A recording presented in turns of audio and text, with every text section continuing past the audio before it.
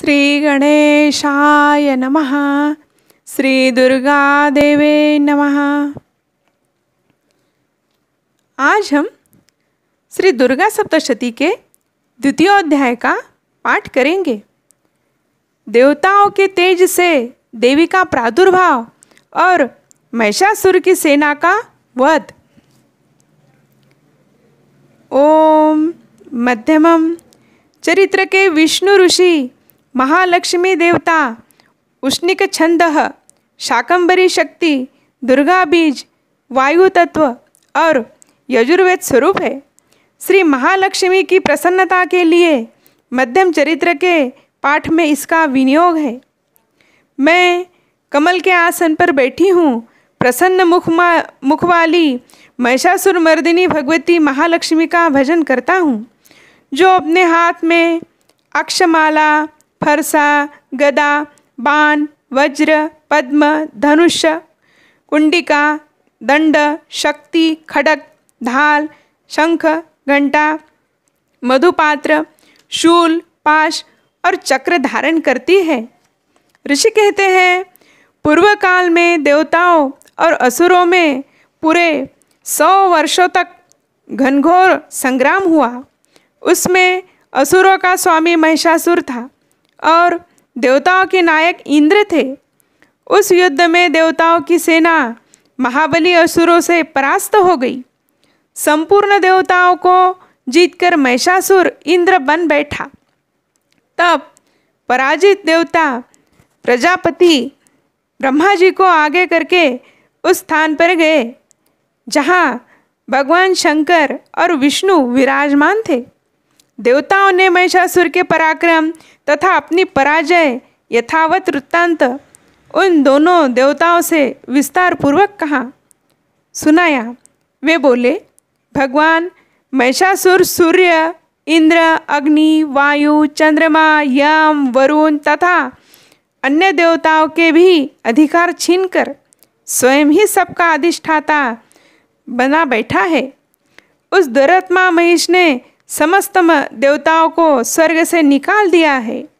अब वे मनुष्यों की भांति पृथ्वी पर विचरते हैं। दैत्यों की यह सारी करतूत हमने आप लोगों से कह सुनाई। अब हम आपकी ही शरण में आए हैं। उसके वध का कोई उपाय सोचिए। इस प्रकार देवताओं के वचन सुनकर भगवान विष्णु और शिव दैत्यों पर बड़ा क्रोध हुआ। उनकी भवें तन गई, मुंह टेढ़ा हो गया। तब अत्यंत कोप में भरे हुए चक्रपाणी श्री विष्णु के मुख से एक महान तेज प्रकट हुआ। इस प्रकार ब्रह्मा, शंकर तथा इंद्र आदि अन्य देवताओं के शरीर से भी बड़ा भारी तेज निकला। वह सब मिलकर एक हो गया। महान तेज का वह पुंज ज्वाज्वलमान पर्वत सा जान पड़ा। देवताओं ने देखा, वहाँ उसकी ज्वालाएं संपूर्ण दिशाओं में व्याप्त हो रही है। संपूर्ण देवताओं के शरीर से प्रकट हुए उस तेज की कहीं तुलना नहीं थी। एकत्रित होने पर वह एक नारी के रूप में प्रणीत हो गया और अपने प्रकाश से तीनों लोकों में व्याप्त जान पड़ा। भगवान शंकर का तेज था, उससे उन देवी का मुख प्रकट हुआ। यमराज के तेज से उसके सिर में बाल निकल आए। श्री विष्णु भगवान के तेज से उसकी भुजाएं उत्पन्न हुई। चंद्रमा के तेज से दोनों स्तनों का और इंद्र के तेज से मध्य भाग का प्रादुर्भाव हुआ। वरुण के तेज से जंगा और पिंडली तथा पृथ्वी के तेज से नितंब भाग प्रकट हुआ। ब्रह्मा के तेज से दोनों चरण और सूर्य के तेज से उनकी उंगलियां हुई। वसुओं के तेज से हाथों की उंगलियां और कुबेर के तेज से नासिका प्रकट हुई। उस देवी के दांत प्रजापति के तेज से और तीनों नेत्र अग्नि के तेज से प्रकट हुए। उसकी भौएं संध्या के और कान वायु के तेज से उत्पन्न हुए। इस प्रकार अन्य अन्य देवताओं के तेज से भी उस कल्याणमयी देवी का आविर्भाव हुआ। तदनंतर समस्त देवता के तेज पुंज से प्रकट हुई देवी को देखकर महिषासुर के सताए हुए देवता बहुत प्रसन्न हुए। पिनाकधारी भगवान शंकर ने अपने शूल से एक शूल निकालकर उन्हें दिया। फिर भगवान विष्णु ने भी अपने चक्र से चक्र उत्पन्न करके भगवती को अर्पण किया। वरुण ने भी शंख भेंट दिया। अग्नि ने उन्हें शक्ति दी और वायु ने धनुष तथा बाण से भरे हुए 2 तरकस प्रदान किए। सहस्त्र नेत्रों वाले देवराज इंद्र ने अपने वज्र से वज्र उत्पन्न करके दिया और ऐरावत हाथी से उतरकर एक घंटा भी प्रदान किया। यमराज ने काल दंड से दंड, वरुण ने पाश, प्रजापति ने स्फटिकाक्ष की माला तथा ब्रह्मा जी ने कमंडलू भेंट किया। सूर्य ने देवी के समस्त रोमकूपों में अपनी किरणों का तेज भर दिया। काल ने उन्हें चमकती हुई ढाल और तलवार दी। क्षीर समुद्र ने उज्ज्वल हार तथा कभी जीर्ण न होने वाले 2 दिव्य वस्त्र भेंट किए। साथ ही उन्होंने दिव्य चूड़ामणि, 2 कुंडल, कड़े, उज्ज्वल अर्धचंद्र, सब बाहुओं को के लिए केयूर, दोनों चरणों के लिए निर्मल नुपुर, गले की सुंदर हसली और सब उंगलियों में पहनने के लिए रत्नों की बनी अंगूठियां भी दी। विश्वकर्मा ने उन्हें अत्यंत निर्मल फरसा भेंट दिया। साथ ही अनेक प्रकार के अस्त्र और अभेद कवच दिए। इनके सिवा मस्तक और वक्षस्थल पर धारण करने के लिए कभी न कुम्हलाने वाली कमलों की मालाएं दी। जलधि ने उन्हें सुंदर कमल का फूल भेंट दिया। हिमालय ने सवारी के लिए सिंह तथा भांति भांति के रत्न समर्पित किए। धनाध्यक्ष कुबेर ने मधु से भरा पान पात्र दिया तथा संपूर्ण नागों के राजा शेष ने, जो इस पृथ्वी को धारण करते हैं, उन्हें बहुमूल्य मणियों से विभूषित नागहार भेंट किया।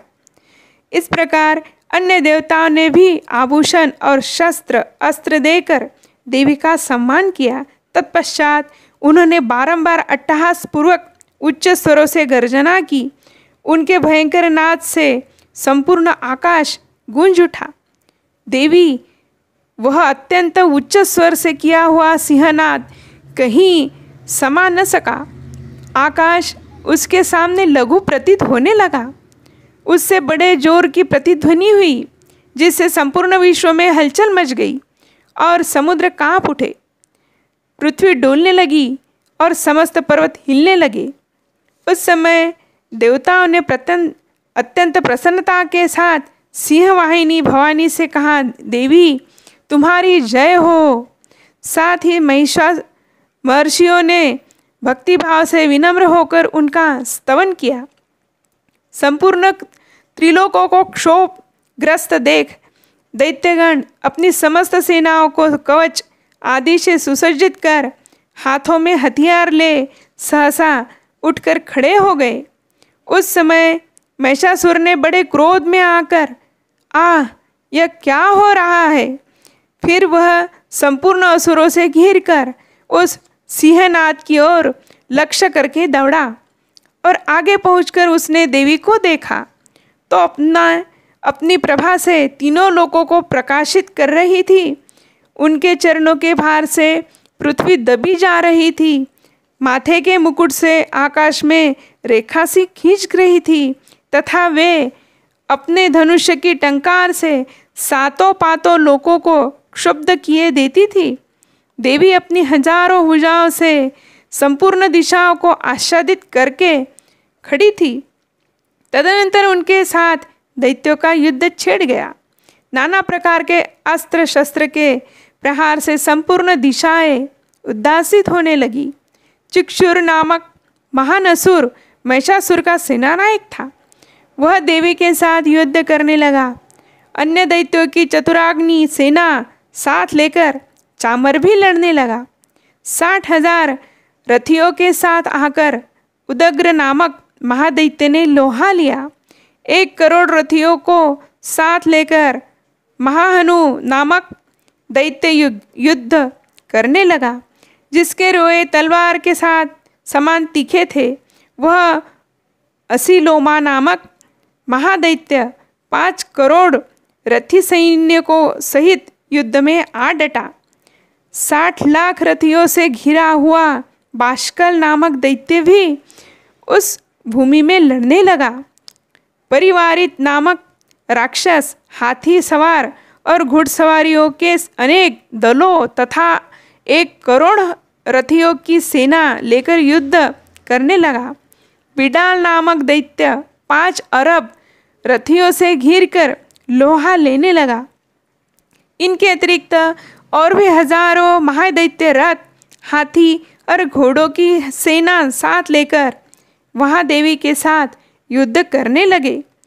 स्वयं महिषासुर उस रणभूमि में कोटि कोटि सहस्त्र रथ, हाथी और घोड़ों की सेना से घिरा हुआ खड़ा था।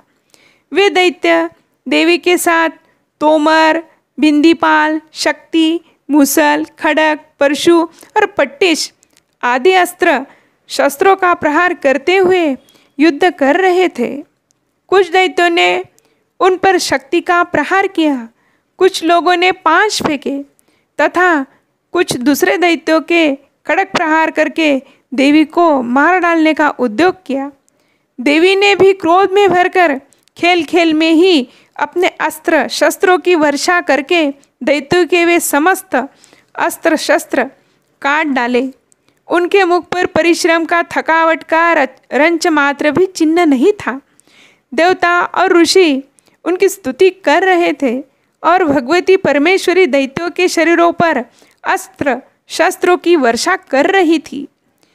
देवी का वाहन सिंह भी क्रोध में भरकर गर्दन के बालों को हिलाता हुआ असुरों की सेना में इस प्रकार विरचने लगा मानो वन में दावानल फैल रहा हो।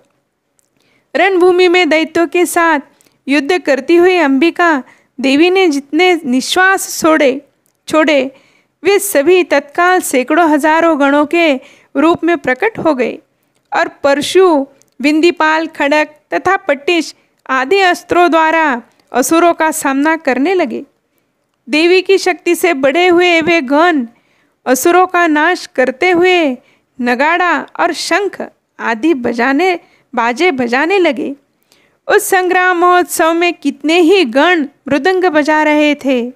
तदनंतर देवी ने त्रिशूल से, गदा से, शक्ति की वर्षा से और खड्ग आदि से सैकड़ों महादैत्यों का संहार कर डाला। कितनों को घंटे के भयंकर नाद से मूर्छित करके मार गिराया।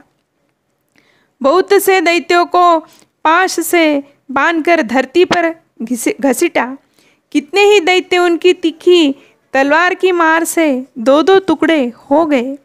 कितने ही गदा की चोट से घायल हो धरती पर सो गए।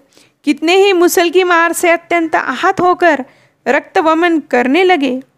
कुछ दैत्य शूल से छाती फट जाने के कारण पृथ्वी पर ढेर हो गए। उस रणांगन में बाण समूहों की दृष्टि से कितने ही असुरों की कमर टूट गई।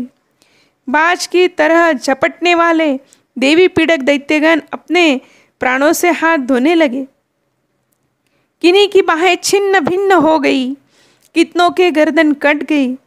कितने ही दैत्यों के मस्तक कट कट कर गिरने लगे। कुछ लोगों के शरीर मध्य भाग में ही विदारण हो गए। कितने ही महादैत्य जंघा काट जाने पर पृथ्वी पर गिर पड़े। कितनों को देवी ने एक बाह और एक पैर, एक नेत्र वाले करके 2 टुकड़ों में चीर डाला।